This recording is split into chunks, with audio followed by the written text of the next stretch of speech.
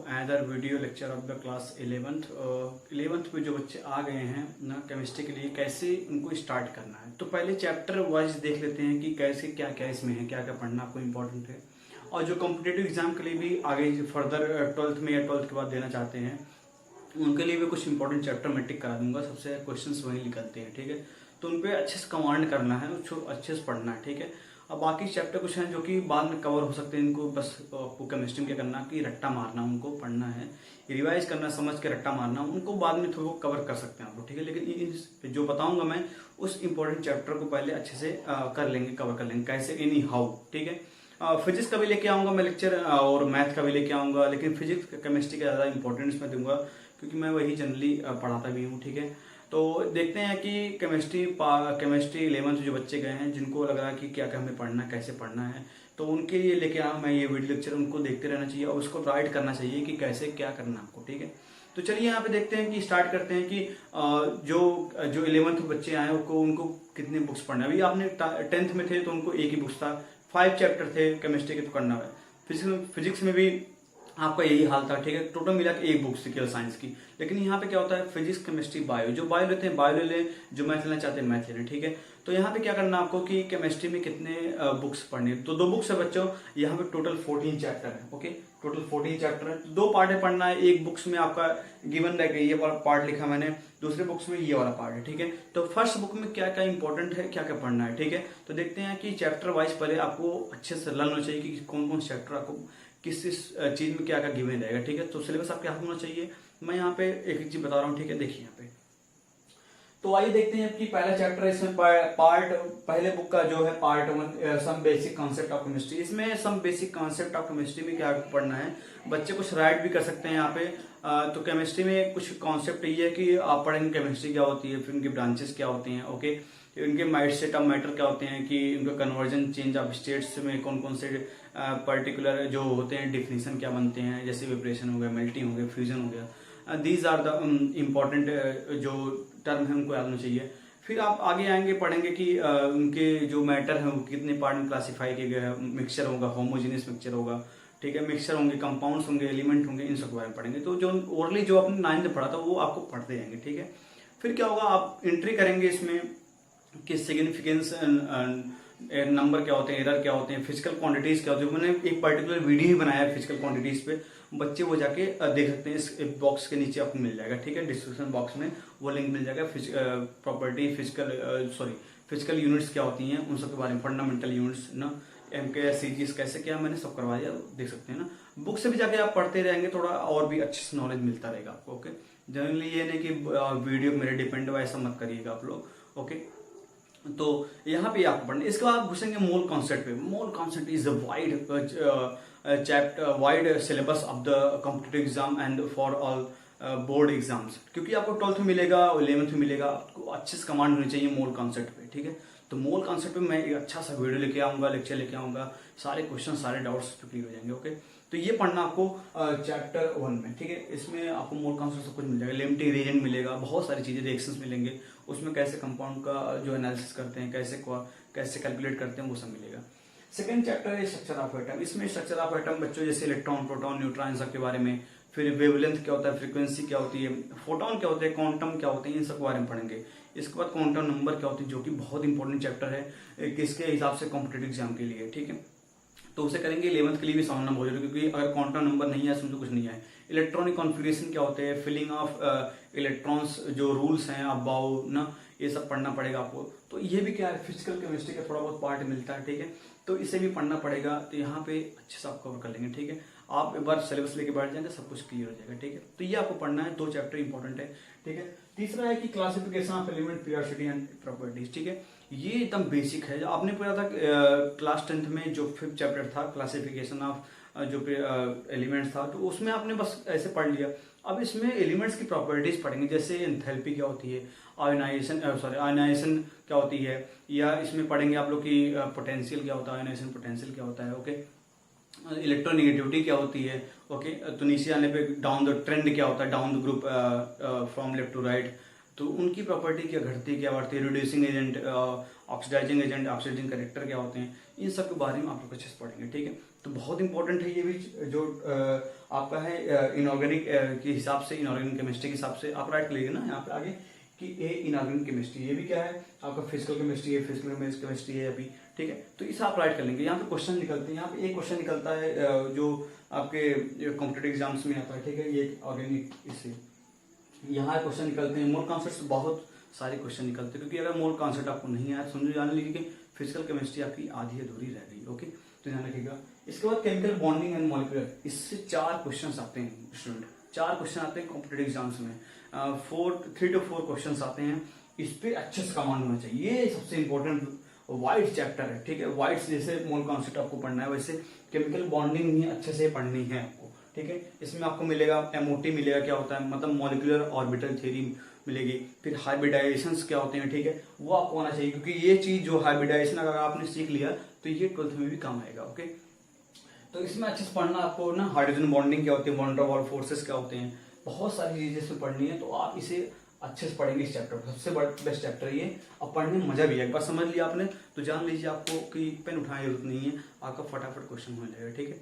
तो ये आप क्वेश्चन पढ़ेंगे इसमें, ठीक है। फिर इसमें क्या है, स्टेट्स ऑफ मैटर, मैटर के स्टेट, मैटर के 3 स्टेट होते हैं, सॉलिड, लिक्विड, गैस। तो यहाँ पढ़ेंगे आइडियल गैस इक्वेशन, P=NRT, जो बच्चों ने पढ़ा होगा उसमें पढ़ेंगे आप लोग स्टेट ऑफ मैटर में, ठीक है। मैटर की state, gas state, solid state और लिक्विड स्टेट। तो यहाँ पे गैस स्टेट ऑफ मैटर पढ़ेंगे। यहाँ पे ढेर सारी चीजें, ये भी क्या है, फिजिकल केमिस्ट्री का पार्ट है, ये इनऑर्गेनिक केमिस्ट्री का पार्ट है, ओके। राइट कर लीजिए आप लोग बच्चे वीडियो पॉज करके, ठीक है। थर्मोडायनेमिक्स, ये बच्चों ये ध्यान रखिएगा, ये फिजिकल केमिस्ट्री का पार्ट है, पहले कर लिए। इसके बाद आप अगर थर्मोडायनेमिक्स पढ़ रहे हैं 11th में, तो आपको जो 11th में फिजिक्स है उसमें आप देखेंगे थर्मोडायनेमिक्स में, ठीक है। तो दोनों आपको मिलेगा, कुछ चीजें सिमिलर मिलेंगी आप लोग को, ठीक है। तो यहाँ पे आप लोग अच्छे से कर लीजिएगा थर्मोडायनेमिक्स ना, कि दोनों आपको फिजिक्स में केमिस्ट्री पढ़ना है। ये भी जो कॉम्पिटेटिव एग्जाम के लिए बहुत ही इंपॉर्टेंट है, बहुत ही ज्यादा, ठीक है। और आपके 11th के सिलेबस के लिए भी इंपॉर्टेंट है, ठीक है। तो इन सब चैप्टर को एकदम अच्छे से 1 by 1 स्टडी कर लीजिएगा, ठीक है। थर्मोडायनेमिक्स आपको फिजिक्स में भी मिलेगा 11th में, ठीक है। पार्ट शायद सेकंड में, ओके, सेकंड में मिलेगा, तो अच्छे से कर लीजिएगा इसे राइट, थर्मोडायनेमिक्स, ठीक है।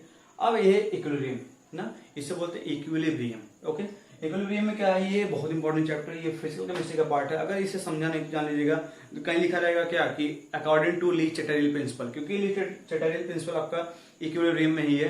और लास्ट जो चैप्टर है पार्ट 1 का, बहुत इंपॉर्टेंट, बहुत बड़ा चैप्टर भी है, क्योंकि यहाँ पे हम लोग पढ़ेंगे लुईस एसिड बेस, ठीक है, ब्रॉन्स्टेड लॉरी कॉन्सेप्ट, तो ढेर सारी चीजें पढ़ेंगे। इक्विलिब्रियम कांस्टेंट पढ़ेंगे, जो कि रिलेट करता है क्लास 12 के कुछ चैप्टर्स में, क्योंकि यहाँ पे डायरेक्ट लिख देगा कि अकॉर्डिंग टू ली चैटरियल प्रिंसिपल। अब जानते रहिएगा, जो ली चैटरियल प्रिंसिपल जानता नहीं है, इक्विलिब्रियम कैसे अचीव होती है ये नहीं जानता होगा, तो कैसे कर पाएगा वो।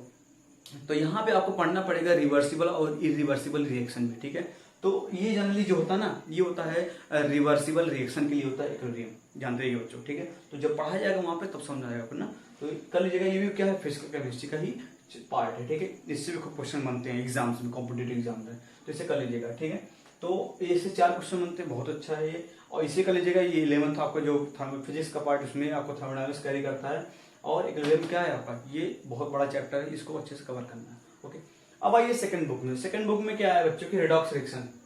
आप जानते हो रिडॉक्स किसे बोलते हैं, क्लास 10 में पढ़ा होगा आपने, रिडॉक्स उसे बोलते हैं जिसमें क्या होता है, ऑक्सीडेशन और रिडक्शन होता है, ठीक। जिस पर्टिकुलर रिएक्शन में ऑक्सीडेशन रिएक्शन साथ साथ हो, साइमल्टेनियसली हो, उसे बोलते हैं रिडॉक्स रिएक्शन। तो रिडॉक्स रिएक्शन को एकदम वाइड में पढ़ेंगे, इसमें पढ़ेंगे ऑक्सीडेशन नंबर क्या होते हैं, जो कि जनरली जब आप बैठते हो वाइवा में या आप जाते हो प्रैक्टिकल देने वाइवा में बैठते हो, तो वहाँ पूछते हैं कि how to find the oxidation number of D block element, या किसी कंपाउंड में किसी एलिमेंट का क्या पूछता है कि ऑक्सीडेशन नंबर क्या होता है, ठीक है। तो बहुत इंपॉर्टेंट चैप्टर ये भी, रिडॉक्स रिएक्शन। अगर इसमें क्या 2 टाइप की बैलेंसिंग करनी पड़ेगी, ऑर्गेनिक बैलेंसिंग होगी ना, how to balance the chemical equation. अभी आपने क्लास 10 में पढ़ा था कि इजिली कर लिया तो कर लिया, ठीक है। लेकिन यहाँ पे क्या करना पड़ेगा, आपको 2 टाइप की बैलेंसिंग पढ़नी पड़ेगी, ठीक है। इसमें आयंस फॉर्म में रहेंगे, ठीक है। तो ये भी आपका एक तरीके से इंपॉर्टेंट चैप्टर बनता है, ठीक है।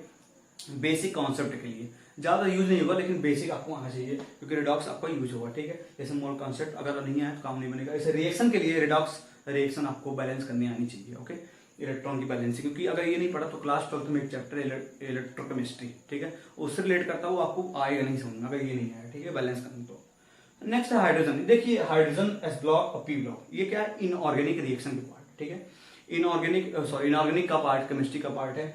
तो हाइड्रोजन के बारे में पढ़ेंगे, हाइड्रोजन क्या होता है, कैसे होता है, इनकी जो इलेक्ट्रॉनिक कॉन्फ़िगरेशन क्या होती है, प्रॉपर्टीज क्या होती है, कैसे क्या क्या क्या कंपाउंड बनाता है, इसे बनाता है हाइड्रोजन, क्या बनाता है भाई, वाटर बनाता है, वाटर मॉलिक्यूल, हाइड्रोजन पेरोक्साइड बनाता है H2O2, ठीक है। इन सब के बारे में डिटेल स्टडी करेंगे अच्छे से, ठीक है। फिर S block element, S block में दो होता है, एक होता है कि जो होता है आपने पढ़ा हाइड्रोजन सोडियम ना, हाइड्रोजन लिथियम सोडियम पोटेशियम, ये सब के बारे में पढ़ेंगे। फिर सेकंड, फर्स्ट ग्रुप और सेकंड ग्रुप, ठीक है। फर्स्ट ग्रुप स्टार्टिंग देखिएगा आप लोग, जो पीरियोडिक टेबल बना होगा, तो पहला ग्रुप जो होगा हेलिना की सबसे फरियाद, दूसरा होगा बेटा माए कार स्कूडा प्राचीन, ठीक है। तो ये सब आप देखेंगे तो मिल जाएगा फर्स्ट सेक्शन। इन सब के बारे में पूरी डिटेल स्टडी करेंगे कि कौन से एलिमेंट की कौन कौन सी प्रॉपर्टीज होती है, क्या कंबाइन किससे कंबाइन कर सकता है, किससे कंपाउंड बनाएगा, उन कंपाउंड के बारे में स्टडी करेंगे, प्रॉपर्टी समझेंगे, यूज समझेंगे, तो उन सब के बारे में, ठीक है। ये सब रटने वाला चीज है, फर्स्ट सेकंड थर्ड तीन chapter. P block element, P block देखिए बहुत बड़ा है, ठीक है। पी ब्लॉक एलिमेंट में आपको जो सेकंड बुक में वो पढ़ना पड़ेगा बोरॉन और कार्बन फैमिली, ठीक है। बाकी जो नाइट्रोजन और जो बचा है यहाँ पे क्लोरी हाइड्रोजन और ऑक्सीजन वाला, ठीक है, ये तीनों आपके जो पी ब्लॉक है वो क्लास 12 में सेकंड बुक में मिलेगा, ठीक है। बच्चों ध्यान रखिएगा, क्लास 12 में सेकंड बुक मिलेगा, तो अच्छे से वहाँ पे अच्छे से स्टडी करनी है, ठीक है। तो ये ध्यान रखिएगा यहाँ पे कि दो आपको पढ़ना बोरान और कार्बन फैमिली, ये भी आपको रट्टा मारना पूरे अच्छे से कि इनकी बोरान की प्रॉपर्टीज क्या होती है, उनके एलिमेंट जो होते हैं ग्रुप में लगे होते हैं उनकी प्रॉपर्टीज क्या होती हैं, वो किससे कंपाउंड बनाएंगे मिलके, ठीक है। कार्बन के बारे में पढ़ेंगे, कार्बन कौन कौन से कंपाउंड बनाता है, उनकी इलेक्ट्रॉन्स पढ़ेंगे, ठीक है। तो वेराइटीज आप इसको रटना है, ठीक है। तो 1 2 3 इससे आपको नोट्स बनाना है, उसको रट दे जाना है, ठीक है, बार बार करके। तो ये तीन आपको रिएक्शन मिलेंगे, रिएक्शन भी रटना आपको ना, इसे मना नहीं रटना आपको, ओके। तीन। अब बात करते हैं सबसे important chapter organic chemistry. Organic chemistry सबसे इंपॉर्टेंट है क्योंकि यहाँ पे आपको क्लास 12 में जो सेकंड बुक उसमें खूब ढेर सारे रिएक्शन मिलेंगे, ठीक है, भर भर के। तो वहाँ पे ऑर्गेनिक केमिस्ट्री के लिए आपको कुछ टेक्निक सीखना है, ठीक है। सब बेसिक प्रिंसिपल एंड टेक्निक्स में आईपीएसी नेम आएगा, ठीक है। तो आईपीएसी नेम आएगा, इसके बाद आएगा कि कैसे बनाते हैं कोई कंपाउंड कैसे बनाते हैं, इसके बाद उनको सेपरेट कैसे, सेपरेशन की टेक्निक्स भी आएगी, डिस्टिलेशन हो गया, इवेपोरेशन हो गया, लास्ट में आपको मिलेगा, ठीक है। कई मेथड मिलेंगे आपको टेक्निक सेपरेट करने के। तो ये सब बेसिक कॉन्सेप्ट, ठीक है। उसमें आपको मिलेगा कि कौन कौन से टाइप से रिएक्शन होते हैं, ठीक है। तो ये बहुत इंपॉर्टेंट चैप्टर है ये ऑर्गेनिक केमिस्ट्री के लिए। अगर आपको ये नहीं आया तो 12th में आप भूल जाइएगा कि आपको कुछ आने वाला, आपको फिर से स्टडी करनी ही पड़ेगी, ठीक है। ये तो क्योंकि यहाँ पे रिएक्शन के बारे में हुआ, ऑर्गेनिक रिएक्शन आपको रटनी नहीं है, समझनी है, ठीक है। रट्टा वाला भूल जाना, अब समझना ऑर्गेनिक रिएक्शंस। तो हाइड्रोकार्बन, अब हाइड्रोकार्बन होता है क्या होता है, हाइड्रोकार्बन वो होते हैं जो कंपाउंड कंटेन करते हैं कार्बन और हाइड्रोजन। जिस कंपाउंड में कार्बन और हाइड्रोजन होता है उससे बोलते हैं हाइड्रोकार्बन। तो हाइड्रोकार्बन तीन टाइप होता है, एल्केन, एल्कीन, एल्काइन, आपने क्लास 12 में पढ़ा होगा, ठीक है। तो CnH2n+2 होता है, CnH2n होता है, CnH2n-2 होता है। उन सब के बारे में हाइड्रोकार्बन बारे में पढ़ेंगे। हाइड्रोकार्बन की रिएक्शंस क्या क्या होते हैं वो आपने पढ़ेंगे। जैसे आपने क्लास 12 में पढ़ा था, सॉरी क्लास 10 में पढ़ा था कि एडिशन रिएक्शन, ठीक है, सब्स्टिट्यूशन रिएक्शन। तो उन सब के बारे में पढ़ेंगे कि कौन कौन से रिएक्शन देते हैं, एल्केन, एल्कीन, एल्काइन, कौन कौन से कंपाउंड बनाएंगे। और यहाँ पढ़ेंगे आप लोग क्या कि कौन कौन से जो कार्बन्स होते हैं, ठीक है, कि ऑर्गेनिक कंपाउंड्स क्या कौन कौन से डिवाइड कर सकते हैं, डिविजिबल जैसे हो गया कि सैचुरेटेड, अनसैचुरेटेड, फिर क्या साइक्लिक, एसाइक्लिक, साइक्लिक में कौन कौन साइक्लिक मिलेंगे, बेंजीन मिलेंगे आप लोगों को, ठीक है। तो वहाँ पे बहुत सारे मिलेंगे आपको। इन्वायरमेंटल केमिस्ट्री जो इन्वायरमेंट से रिलेटेड है, मतलब जैसे कि कौन कौन सा पॉल्यूट करता है, बीओडी क्या होता है, बायोलॉजिकल ऑक्सीजन डिमांड क्या होती है, ठीक है।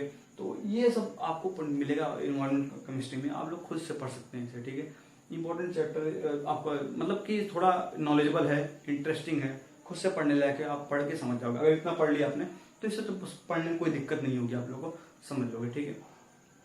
तो student be alert and be ready for class 11th of chemistry and physics also.